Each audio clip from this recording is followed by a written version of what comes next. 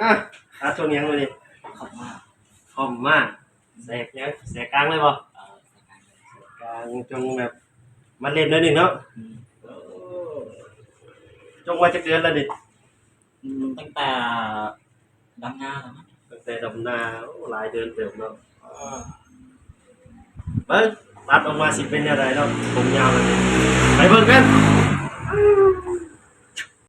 กราบสบายดีพี่น้องป้องปายเบิดสุกูสุคนเด้อมื้อนี้สร้างคำสิมาตัดทรงคอมมามัดเล็ดภาษาบ้านๆเฮากะแสกกลาง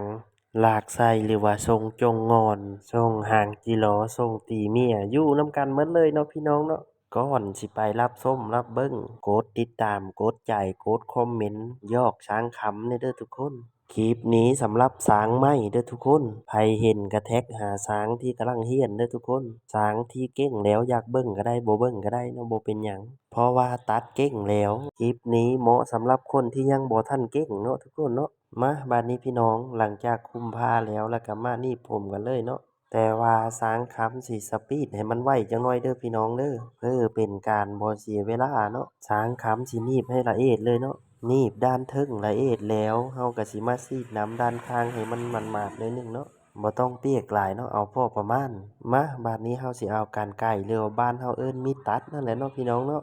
ทรงนี้สิเป็นทรงมัดเล็ดหรือว่าบ้านเฮาเอิ้นทรงลากไส้จ้งงอนนั่นเองเนาะพี่น้องเนาะก่อนสิตัดด้านบนหรือว่าตัดทั้งเทิงนั้นเฮาสิมาตัดทั้งข้างก่อนเนาะพี่น้องเนาะ ตัดทรงลากไส้หรือว่าทรงจ้งงอนนี่มันมี108วิธีเนาะพี่น้องเนาะสางขำสิเอาวิธีที่100เนาะพี่น้องเนาะสางขำก็สิมาตั้งไกด์ไลน์ตัดตั้งแต่เบื้องขวาจนฮอดเบื้องซ้ายเลยเนาะพี่น้องเนาะหลังจากตัดได้ไกด์ไลน์ทั้งข้างแล้วเนาะพี่น้องเนาะสางขำสิดึงเป็นซ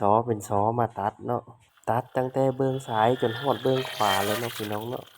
ง่ายๆเนาะวิธีของสางคำก็ดึงเป็นซอออกมาแบบนี้เลยเนาะพี่น้องเนาะแล้วสางคำก็สิตัดตั้งแต่ไกด์ไลน์ที่เราตั้งไว้น่ะเนาะตัดลงไปจนสุดเลยเนาะพี่น้องจนสุดผมเลยสั้นยาวก็อยู่ที่ลูกค้าสั่งเนาะพี่น้องเนาะมาบัดนี้หลังจากซอยความหนาออกไปแล้วเราก็สิมาตัดเอาความยาวออกเนาะพี่น้องเนาะตัดตามที่ลูกค้าสั่งไว้เนาะสั้นยาวส่ำใดวิธีตัดของสางคำก็ง่ายๆเนาะพี่น้องเนาะ เอาหวีซอยตัดผมขึ้นมาเนาะพี่น้องเนาะแล้วกรรไกรหรือว่ามีดตัดนั่นแหละมาตัดแบบซิกแซกเอาเนาะพี่น้องเนาะอันสิผิวกว่าเฮาตัดตรงเนาะพี่น้องเนาะคือว่าละเนาะตัดทรงมัดเล็ดลากไส้มี108วิธีเนาะแล้วแต่เส้นผมเนาะพี่น้องเนาะว่าเหมาะกับวิธีใดเฮาก็เอาวิธีนั้นมาใช้หลังจากตัดให้มันสั้นได้ที่แล้ว สร้างคำก็สิเอากรรไกรฟันปลาหรือว่ามีดสับมาเลยเนาะพี่น้องเนาะมาสับแบบซิกแซกเอาเนาะพี่น้องเนาะที่จริงมันก็มีหลายวิธีเนาะแล้วแต่เฮาสิเอาวิธีใดมาใช้มันก็ขึ้นกับความถนัดของแต่ละสร้างเนาะพี่น้องเนาะทรงมัดเล็ดลากไส้เฮาก็แล้วเนาะพี่น้องเนาะบาดนี้เฮาก็มาตัดทั้งคางกันเลยสร้างคำก็ขึ้นทรงด้วยเบอร์1.5เนาะ ไถแต่ตีนผมจนฮอดกลางเนาะเพราะด้านข้างลูกค้าสั่งว่าเอาประมาณกลางขึ้นทรงแล้วเอามาเก็บฐานโดยเบอร์1เนาะพี่น้องเนาะไถแต่ตีนผมจนเสื่อมเบอร์1.5ที่ขึ้นทรงไว้แล้วเนาะบาดนี้เฮาสิมากันขอบด้วยกันขอบ70ปีเนาะพี่น้องเนาะ เฮาสิมาเริ่มกันตั้งแต่หน้าผากเลยเหลี่ยมหน้าผากนี่เฮาต้องถามลูกค้าก่อนเนาะว่ามักกันบ่หรือว่าบ่กันบางคนก็เอิ้นผมมีดบางคนก็เอิ้นจอนทรงหลายสร้างคำสิเอิ้นจอนเนาะลูกค้าบางคนก็มักจอนแหลมลูกค้าบางคนก็มักจอนธรรมดาเฮาผู้เป็นช่างนี่ก็ถามให้ละเอียดเนาะพี่น้องเนาะหลังจากกันจอนกันผมมีดแล้วเนาะ สร้างคำสิเอาหวีอีโต้ใหญ่สีดำตัวนี้แหละเนาะมาเก็บขอบผมเนาะบ่ให้มันสีกุดูเกเดหลายเนาะเก็บให้ละเอียดเลยเนาะพี่น้องเนาะแล้วสร้างคำสิเอาเบอร์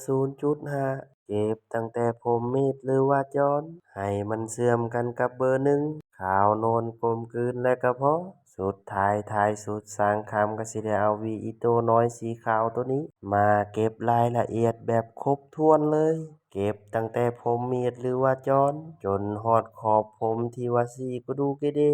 หวีน้อยสีขาวตัวนี้เก็บก็ได้บ่เก็บก็ได้เนาะแต่เพิ่มความละเอียดสร้างคำสิเอาหวีน้อยตัวนี้มาใส่เนาะเพราะว่าซองเล็กซองน้อยโฮลุกโฮเปมันสิเข้าถึงหมดเก็บเท่าที่เก็บได้แล้วก็พอ เบิ่งซ้ายก็ตัดคือกันกับเบิ่งขวาแหล้วเนาะพี่น้องเนาะคันสิถ่ายให้เบิ่งก็คลิปมันสิยาวเกินไปตัดมาฮอดลงมีดโกนกันเลยเนาะพี่น้องเนาะมีดโกนที่เฮาใช้นี่เฮาต้องเปลี่ยนทุกหัวเนาะพี่น้องเนาะเติมความสะอาดเนาะพี่น้องเนาะวิธีลงมีดโกนนี่เฮาก็สิเริ่มจากหน้าผากตั้งแต่เบิ่งซ้ายจนฮอดเบิ่งขวาเนาะพี่น้องเนาะกันคนเล็กคนน้อยออกเบิดแล้วก็พอ ลงมีดโกนแล้วเติมความละเอียดลงไปอีกโดยกรรไกรฟันปลาหรือว่ามิดซับนั่นแหละมาไล่สับขอบหรือว่าจุดที่ดำๆสับแบบตรงๆขึ้นไปจุดที่ดำๆก็เอาไปกรรไกรฟันปลาหรือว่ามิดซับนั่นแหละสอดเข้าไปแล้วก็สับแบบพอดีงามเกิดความเงาขาวนวลแล้วก็พอสำหรับด้านข้างก็เสร็จเป็นที่เรียบร้อยเนาะพี่น้องเนาะ สร้างคำก็สิมาปัดเศษผมให้มันละเอียดเลยบาดนี้เนาะพี่น้องเนาะแล้วก็มาต่องานด้านถึงกันเลยเนาะพี่น้องเนาะสร้างคำสิบ่ได้พากรายละเอียดหลายเนาะพี่น้องเนาะคลิปมันสิยาวเกินไปสำหรับใครที่อยากรู้วิธีซอยผมด้านเทิงแบบละเอียดเอาไว้สร้างคำสิมาตัดให้เบิ่งคลิปหน้าคลิปนี้สร้างคำสิสปีดให้มันไวๆเพื่อบ่เป็นการเสียเวลาและน่าเบื่อเกินไป หลังจากซอยด้านบนหรือว่าตัดทางเทิงแล้วสร้างคำสิมาไดผมเนาะไดผมคือกันเนาะคันอยากเบิ่งแบบละเอียดกดติดตามสร้างคำไว้เนาะบ่พลาดคลิปต่อไปคลิปนี้สร้างคำสิสปีดให้มันไวๆเพื่อบ่เสียเวลาโดนเกินไป